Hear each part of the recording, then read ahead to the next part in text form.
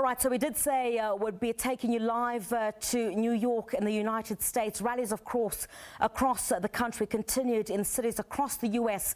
as thousands took to the streets, by and large peaceful, in a marked shift from running battles with police and widespread looting in the days before. So while instances of vandalism were recorded and curfews were violated, there were fewer confrontations in New York as the focus returned to the mourning the death of George Floyd and seeing justice for his death. Before we cross live to Show and Bryce, please, let's take a listen to this clip by the former Vice President of the United States, Joe Biden, and of course a presidential hopeful. When peaceful protesters dispersed in order for a president from the doorstep of the People's House, the White House, using tear gas and flash grenades in order to stage a photo op in one of the most historic churches in the country, or at least in Washington, D.C. We can be forgiven for believing the president is more interested in power than in principle, more interested in serving the passions of his base than the needs of the people in his care. For that's what the presidency is. The duty to care for all of us, not just those who vote for us, but all of us, not just our donors, but all of us. The president held up the Bible at St. John's Church yesterday. I just wish he opened it once in a while instead of brandishing it. If he opened it, he could have learned something. All right, let's cross now to live to New York to SABC correspondent Show and Bryce. Please, hi Show, and great to see you. We'll talk about those comments by Joe Biden just very shortly, but we're expecting some breaking news about possible charges against all 4 officers in the death of George Floyd, isn't it? Absolutely correct, Griselda. In fact, the protests that we've seen across these United States in cities around this country really point to this moment. What protesters have been saying all week in the build-up to this announcement that could essentially charge the 3 other officers that have yet to be charged in the George Floyd killing.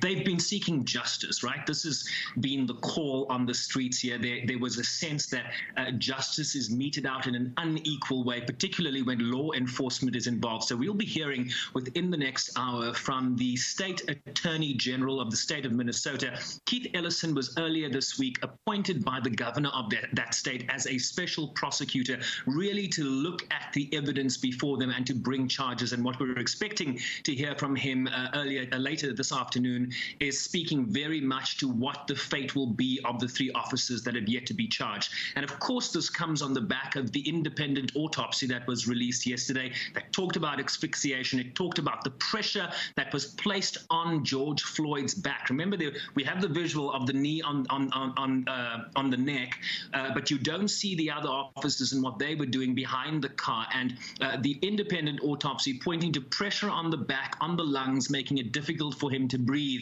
So the expectation now, also in light of what the chief of police in Minnesota has said, let me just quote the chief there, Griselda, Mr. Floyd died in our hands, and so I see that as being complicit. All these statements, all the actions you've seen all week really pointing in one direction, but we'll let Keith Ellison speak for himself.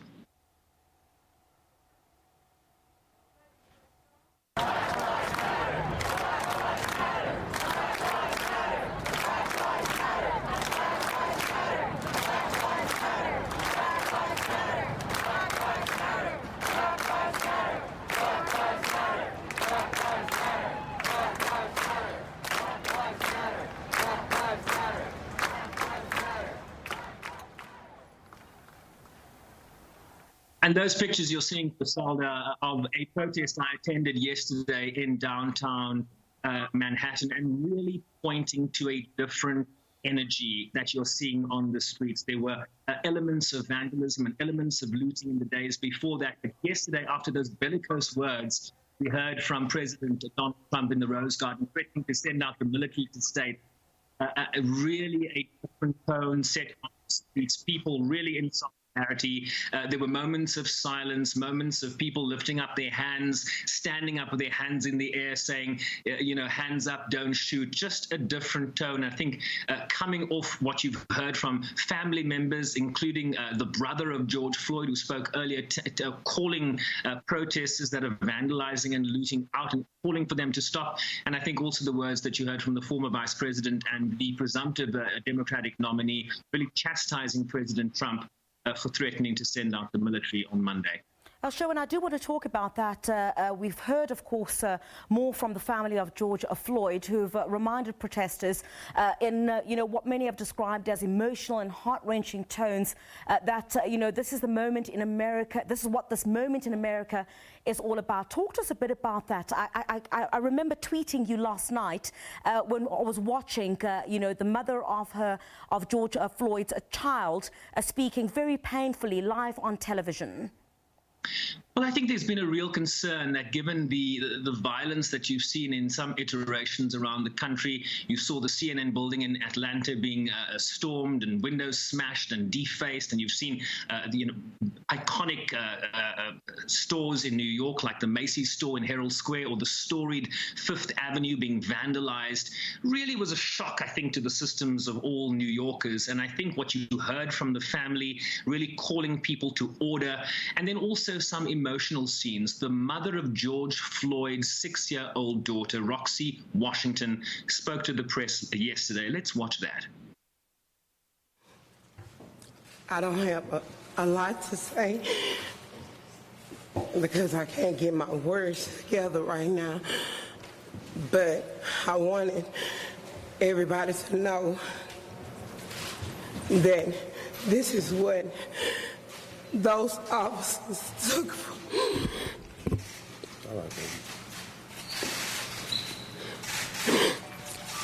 At the end of the day, they get to go home and be with their families.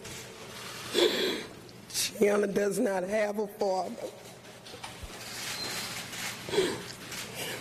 He would never see her grow up, graduate. He will never walk her down the aisle. If it's a problem she's having and she needs her dad, she does not have that anymore.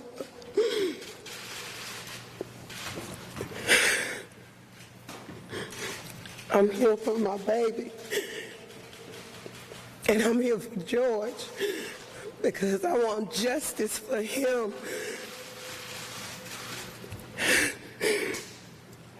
I want justice for him because he was good. No matter what anybody thinks, he was good. And this is the proof that he was a good man.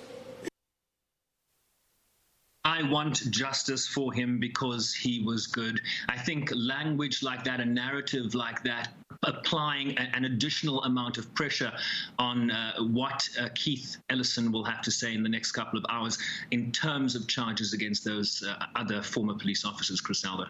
Well, Sherwin, just before we let you go, with what Keith Ellison will then say, do you think that would have a bearing on how the protests continue in different parts of the United States? Because people have been asking questions about what happens to the others who are believed to have been involved in the death of George Floyd. Do you think this would quell somewhat the protests?